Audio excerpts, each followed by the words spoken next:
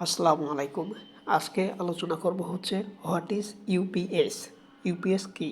UPS এর পুরো নাম হলো ইনইন্টাররুপ্টেবল পাওয়ার সাপ্লাই, যা বাংলাতে অবিচ্ছিন্ন বিদ্যুৎ সরবরাহ ব্যবস্থা নামে পরিচিত। ইউপিএস এর প্রধান কাজ হলো বিদ্যুৎ চলে গেলে বা বিদ্যুতের মান খারাপ হলে, যেমন ভোল্টেজ ওঠানামা করলে আপনার সংযুক্ত ডিভাইসগুলোকে, যেমন কম্পিউটার, সার্ভার বা নেটওয়ার্ক সরঞ্জামকে অবিচ্ছিন্ন এবং সুরক্ষিত বিদ্যুৎ সরবরাহ বজায় রাখা। ইউপিএস এর প্রধান কাজগুলি।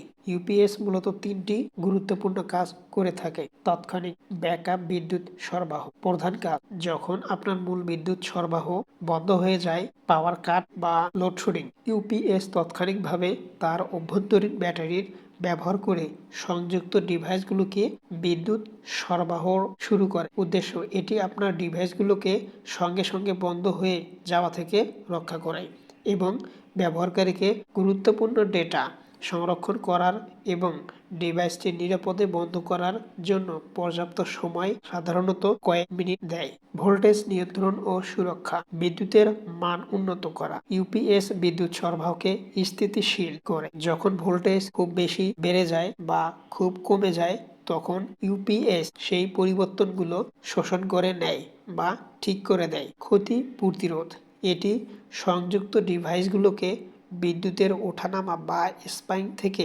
রক্ষা করে, যা হার্ডওয়্যারের গুরুতর ক্ষতি করতে পারত। ধন্যবাদ। আজকে এই পর্যন্তই। আল্লাহ হাফেজ।